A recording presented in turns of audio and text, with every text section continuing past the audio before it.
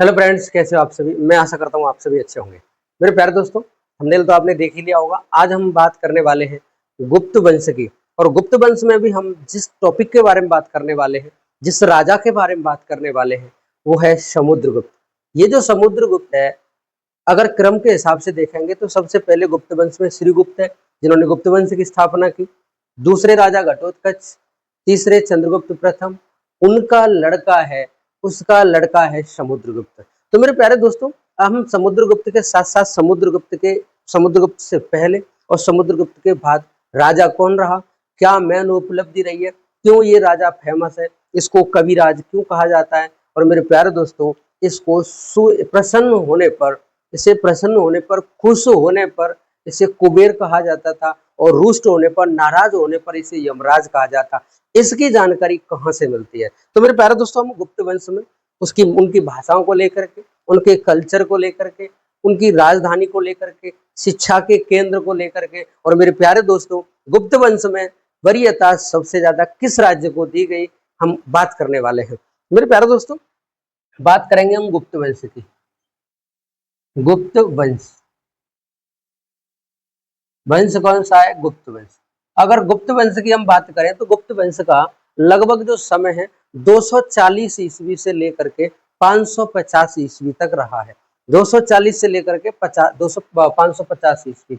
अगर हम यही बात करेंगे सबसे पहले गुप्त वंश की, तो गुप्त वंश में हमें ये देखना है कि ये गुप्त है ना, ये कौन थे, कहाँ से आए थे, और इन्होंने वंश की स्थापना की, गुप्त वंश की, तो किसने की थी? क्या ये सीधे राजा बन गए, या पहले इन्होंने किसी के यहाँ नौकरी की, या पहले किसी के सामंत थे? तो मेरे प्यारे दोस्तों, मैं आपको बता दूं, ये गुप्त कुषाणों के सामंत थे। गुप्त कुषाणों के सामंत थे, ऐसा माना जाता है। गुप्त किसके सामंत थे? कुषाणों के सामंत थे। मेरे प्यारे दोस्तों, गुप्त कुषाणों के सामंत थे। सामंत क्या होता है ये समझो। जैसे मान लो ये कोई राजा है, ये कोई राजा है, इसने यहाँ की सत्ता किसी को दे दी, इस जगह की सत्ता किसी को दे दी, यहाँ किसी को नियुक्त कर दिया, यहाँ नियुक्त किसी को कर दिया। यानी राजा अपने राज्य की सुरक्षा व्यवस्था को बनाए रखने के लिए, बाह्य आक्रमणों से निपटने के लिए ऐसे ऐसे महारथी योद्धाओं को अपने राज्य से कुछ दूर सीमाओं पर निर्धारित करता था, सीमाओं पर उन्हें नियुक्त करता था, ताकि बाहर से आक्रमण हो तो उसे ये ही निपट लें। मेरे प्यारे दोस्तों, ये जो सीमाओं पर राजा नियुक्त किए जाते थे राजा के द्वारा कि आप यहाँ रहिए, आप यहाँ रहिए, ये ही सीमांत कहलाते थे। तो हम ये कह सकते हैं, जैसे ये कुषाण है, कुषाण ने इस गुप्तों को पूर्वोत्तर भारत में एक तरीके से सामंत बनाया था। तो सामंत में आशा करता हूँ आपकी समझ में आया होगा। हम यहीं पर बात करें, गुप्त वैश्य थे। कौन थे? गुप्त वैश्य थे। वैश्य का मतलब है बनिया। गुप्त कौन थे? बनिया थे, वैश्य थे। और मेरे प्यारे दोस्तों, ये जो गुप्त वंश है, इनकी जो भाषा की अगर हम बात करें तो गुप्तों की जो भाषा थी वो थी संस्कृत। गुप्तों की भाषा कौन सी थी? इनकी भाषा संस्कृत थी। और हम यहीं पर बात करें मेरे प्यारे दोस्तों, गुप्त काल को स्वर्ण काल क्यों कहा जाता है? अगर आपसे पूछे गुप्त काल को स्वर्ण काल क्यों कहा जाता है, तो गुप्त काल को स्वर्ण काल इसलिए कहा जाता है क्योंकि यहाँ कला, जिसे हम कल्चर कहते हैं, और कला, संस्कृति, आर्ट, कल्चर, संस्कृति, साहित्य, विज्ञान का विकास हुआ, और सांस्कृतिक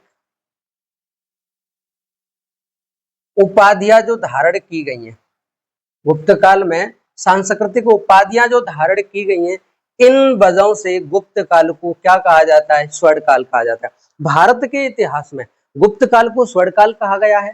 स्वर्ण काल क्यों कहा जाता है? यहाँ कला, संस्कृति, साहित्य लिखे गए हैं, यहाँ विज्ञान का विकास हुआ है, और यहाँ मेरे प्यारे दोस्तों सांस्कृतिक उपाधियां धारण की गई हैं। विक्रमांक की उपाधि, कविराज की उपाधि, विक्रमादित्य की उपाधि, परम भागवत की उपाधि, परम भट्टारक की उपाधि। मेरे प्यारे दोस्तों, ऐसी ऐसी उपाधियां धारण की गई हैं। इस वजह से गुप्त काल को स्वर्ण काल कहा जाता है इतिहास का। मेरे प्यारे दोस्तों, अगर स्वर्ण काल की बात आए, स्वर्ण काल की हमने बता दी, हम यहीं पर बात बताएं, इसी गुप्त काल में शतरंज की शुरुआत होती है। शतरंज खेल की शुरुआत होती है। यानी आपसे पूछे शतरंज खेल कब शुरू हुआ था, तो शतरंज खेल गुप्त काल में शुरू होता है। इसे चतुरंग कहा जाता था। उस समय क्या कहा जाता था? चतुरंग कहा जाता था। यानी शतरंज खेल की शुरुआत किसके समय हो रही है? गुप्तों के समय।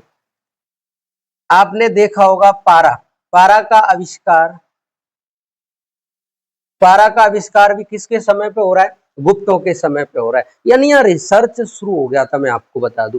यानी शतरंज खेल की शुरुआत, पारे का आविष्कार, यहाँ की भाषा संस्कृत, ये इतिहास का स्वर्ण काल कहा जाता है। गुप्त वैश्य थे, गुप्त कुषाणों के सामंत थे। किसके सामंत थे? कुषाणों के सामंत थे। और मेरे प्यारे दोस्तों, हम अगर यही बताएं, ये गुप्त वंश है। गुप्त वंश में जो मुद्रा चला करती थी, गुप्त वंश की जो मुद्रा है उसमें सोने की मुद्रा थी, सोने की मुद्रा चला करती थी और चांदी की मुद्रा चला करती थी। तो ये जो सोने और चांदी की मुद्रा है, इन्हें गुप्त काल में क्या कहा जाता था? तो जो सोने की मुद्रा है उन्हें तो कहा जाता था दीनार। क्या कहा जाता था?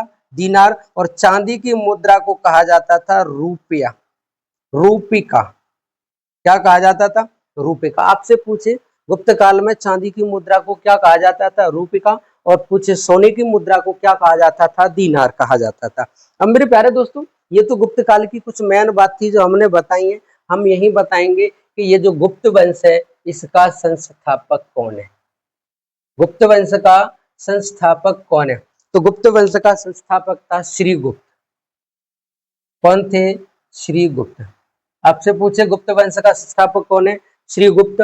और श्रीगुप्त का जो समय है वो 240 से लेकर 240 एडी करना है इसको, 240 एडी से लेकर 280 एडी तक गुप्त काल में श्रीगुप्त का समय रहा है। यानी ये कह सकता हूं मैं कि 240 ईस्वी से लेकर के, एडी का मतलब है ना डोमिनी, ईसा मसीह के बाद, यानी ईस्वी। यानी ये कह सकते हैं कि श्रीगुप्त 240 ईस्वी से लेकर 280 ईस्वी तक, यानी ये कह सकते हैं हम, ये भारत का राजा रहा है, यानी गुप्त वंश का राजा रहा है। इसके गुप्त, श्रीगुप्त की जानकारी की अगर बात करें कहाँ प्राप्त होती है, तो श्रीगुप्त की जानकारी हमें प्रभावती गुप्ता, प्रभावती गुप्ता के ताम्रपत्र लेख से प्राप्त होती है। ताम्रपत्र अभिलेख से प्राप्त होती है। कहां से प्राप्त होती है? ताम्रपत्र अभिलेख से श्रीगुप्त के इतिहास का पता चलता है। अब ये बात करोगे प्रभावती गुप्ता कौन है, तो मेरे प्यारे दोस्तों, प्रभावती गुप्ता ये चंद्रगुप्त द्वितीय की लड़की है। कौन है? चंद्रगुप्त द्वितीय की लड़की है, जिसे गुप्त काल में विक्रमादित्य कहा जाता है। और मेरे प्यारे दोस्तों, हम यहीं पर बात करें कि ये श्रीगुप्त है, ये कौन था? ये वैश्य था। श्रीगुप्त किसके सामंत थे? कुषाणों के सामंत थे। इनकी भाषा संस्कृत थी।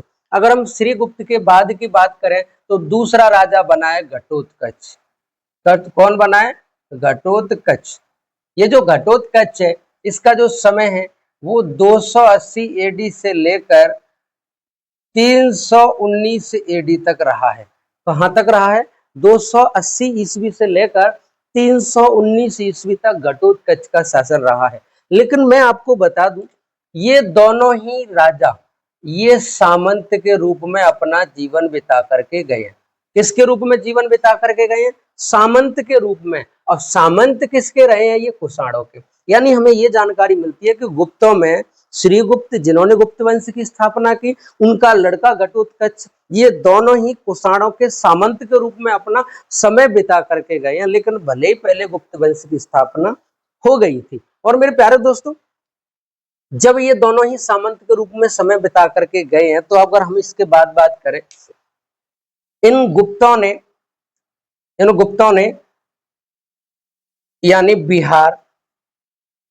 बिहार को वरीयता ज्यादा नहीं दी। इन्होंने बिहार को ज्यादा तवज्जो नहीं दी। इन्होंने उत्तर प्रदेश को ज्यादा, यानी उत्तर प्रदेश वाले क्षेत्र को इन्होंने ज्यादा वरीयता दी। उत्तर प्रदेश को वरीयता दी। इन्होंने उत्तर प्रदेश को वरीयता दी। इसलिए ये कहा जाता है कि गुप्त जब राजा बने थे तो इन्होंने अपनी राजधानी कौशाम्बी को बनाया था। अपनी राजधानी किसको बनाया था? कौशाम्बी को बनाया था। और कौशाम्बी वर्तमान में कहां पर है? यूपी में है। तो हम ये कह सकते हैं इन्होंने बिहार पे ज्यादा फोकस न करके इन्होंने उस क्षेत्र में ज्यादा फोकस किया जिसमें कुषाण थे। अब मेरे प्यारे दोस्तों, जैसे घटोत्कच हटेगा, घटोत्कच के बाद जो अगला राजा बनेगा यानी तीसरा राजा, श्रीगुप्त पहले राजा, घटोत्कच दूसरा राजा, तीसरा राजा जो बनेगा उसका नाम है चंद्रगुप्त। चंद्रगुप्त प्रथम। कौन है? चंद्रगुप्त प्रथम। अब चंद्रगुप्त का समय कब से कब तक है? चंद्रगुप्त का समय 319 एडी से लेकर 335 एडी तक। कहां तक है ये? 319 से लेकर के 335 एडी तक। ये जो चंद्रगुप्त है ये गुप्त वंश का वास्तविक संस्थापक है। वास्तविक संस्थापक यानी आपसे पूछे कि गुप्त वंश का वास्तविक संस्थापक कौन है तो चंद्रगुप्त प्रथम, और पूछे गुप्त वंश की स्थापना किसने की तो श्रीगुप्त। ये दोनों कुषाणों के सामंत के रूप में नौकरी करके गए हैं, राजा बन के गए।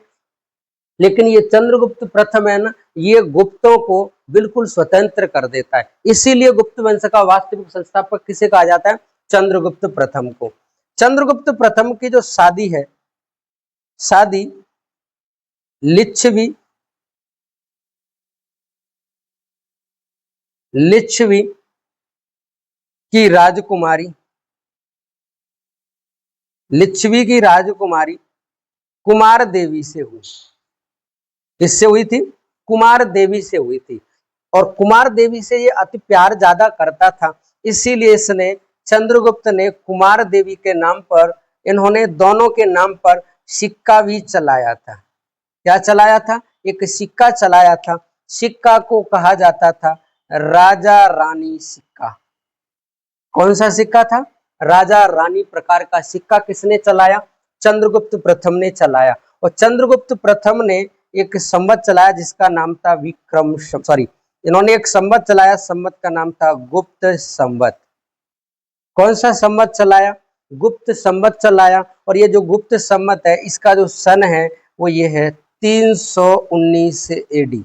आपसे कभी भी पूछे कि गुप्त संवत का समय क्या है तो गुप्त संवत का समय 319 एडी है। मेरे प्यारे दोस्तों, मैं आशा करता हूं यहाँ तक आपकी समझ में आया होगा। आप इसको नोट करो, हम बात करने वाले और महत्वपूर्ण बिंदु के बारे में। नोट कर लिया होगा?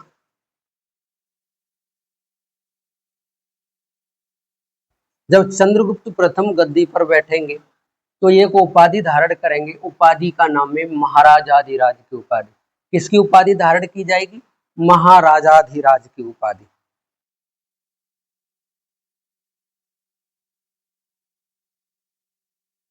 जो चंद्रगुप्त प्रथम है, चंद्रगुप्त प्रथम ने महाराजाधिराज की उपाधि धारण की। किसकी उपाधि धारण की इसने? महाराजाधिराज की उपाधि धारण की। ये पूछा जाता है पेपर में कि गुप्त वंश में सबसे पहले महाराजाधिराज की उपाधि किसने धारण की थी? चंद्रगुप्त प्रथम ने। मेरे प्यारे दोस्तों, इन गुप्तों में ही, गुप्त वंश में ही बाल विवाह प्रारंभ हो गया था। बाल विवाह की प्रथा प्रारंभ हुई, यानी गुप्त वंश में बाल विवाह की प्रथा भी शुरू हो गई थी। और मेरे प्यारे दोस्तों, ये जितने भी गुप्त हैं, ये गुप्त विष्णु के उपासक थे। किसके उपासक थे? विष्णु के उपासक थे, यानी भगवान विष्णु को मानते थे। और इनमें जो मुद्राएं चला करती थी वो सर्वाधिक गरुड़। किसकी मुद्रा थी? गरुड़ की मुद्रा। सबसे ज्यादा जो मुद्रा चली है वो इनके यहाँ पे गरुड़ और मयूर की शिखा चली है, लेकिन सबसे ज्यादा कौन सी है? गरुड़ की शिखा चली है।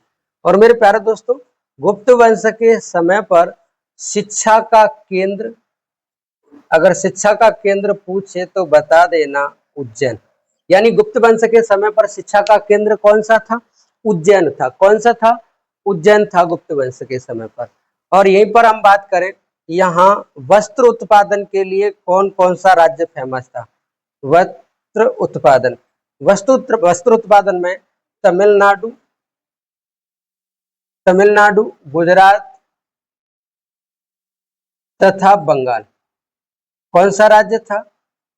बंगाल था। यानी हम ये कह सकते हैं कि गुप्त वंश के समय पे सबसे ज्यादा वस्त्रों का उत्पादन तमिलनाडु में, गुजरात में और बंगाल में होता था। तो मेरे प्यारे दोस्तों, ये भी चीजें पेपर में पूछी जाने वाली हैं। और एक और पॉइंट है जो हमें गुप्त वंश के बारे में बताना है। यहाँ पर बाल विवाह की शुरुआत होगी। ये विष्णु के उपासक थे। सर्वाधिक मुद्रा गरुड़ प्रकार की हमें यहाँ पाई गई है। और शिक्षा का केंद्र उज्जैन था। वस्त्रों का उत्पादन तमिलनाडु, गुजरात और बंगाल में होता था।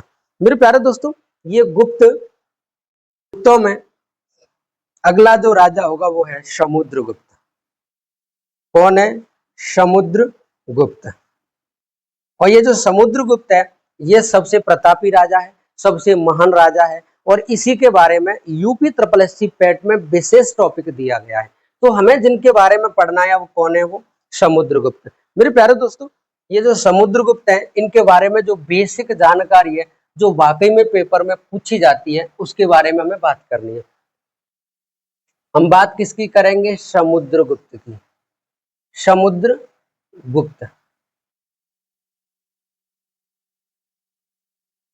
ये जो समुद्रगुप्त है, इनका जो समय है वो है 335 AD से लेकर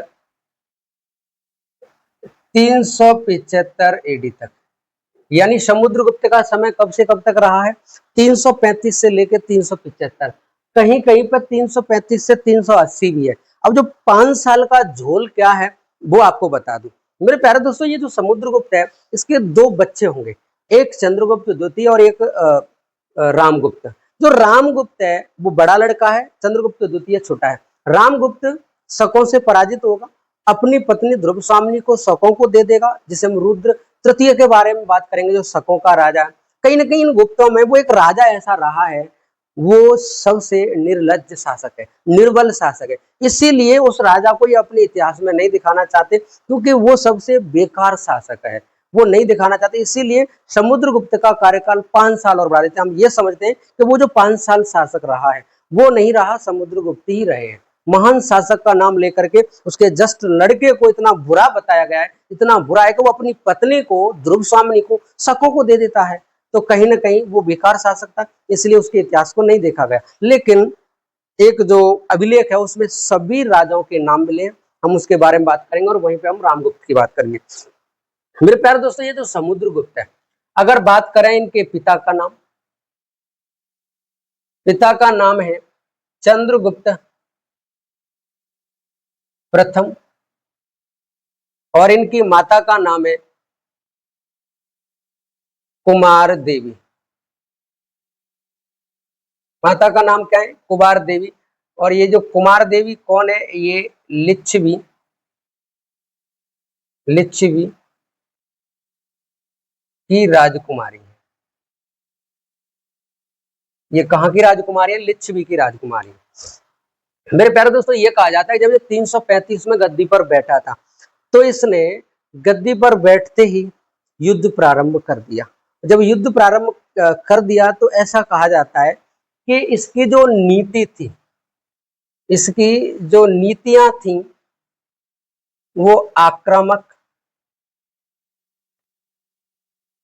आक्रामक व विस्तारवादी थी।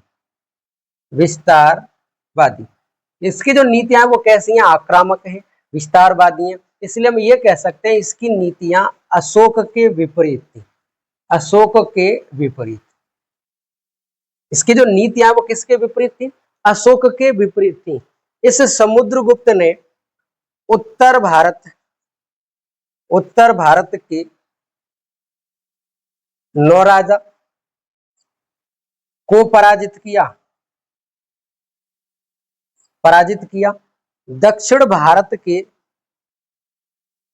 भारत के 12 राजाओं को पराजित किया, को पराजित किया। यानी टोटल मिला के इसने 21 राजाओं को पराजित किया। इसने किसने राजाओं को हराया? 21 राजाओं को हराया। लेकिन जो उत्तर भारत के 9 राजा हैं, इन्हें तो अपने गुप्त वंश में मिला लिया, शामिल कर लिया। और जो दक्षिण भारत के 12 राजा हैं, इनसे कर लेकर इन्हें छोड़ दिया। यानी टोटल इन्होंने 21 लड़ाइयां लड़ी। 21 लड़ाइयां तो बहुत सारी लड़ी, इन्होंने बड़े बड़े राजाओं को हराया। दक्षिण भारत के 12 राजा, उत्तर भारत के 9 राजा, 21 राजाओं को पराजित किया। उत्तर भारत में जिन राजाओं को पराजित किया उनको मिला लिया मगध में, अपने साम्राज्य में, गुप्त का वंश में, गुप्त साम्राज्य में। और दक्षिण भारत के 12 राजाओं को कर लेकर के छोड़ दिया। इसलिए ये कहा जाता है इन युद्धों की वजह से ही विसेंट स्मिथ, VA स्मिथ, एक व्यक्ति है विसेंट स्मिथ, इसका पूरा नाम लिख लेंगे, विसेंट स्मिथ।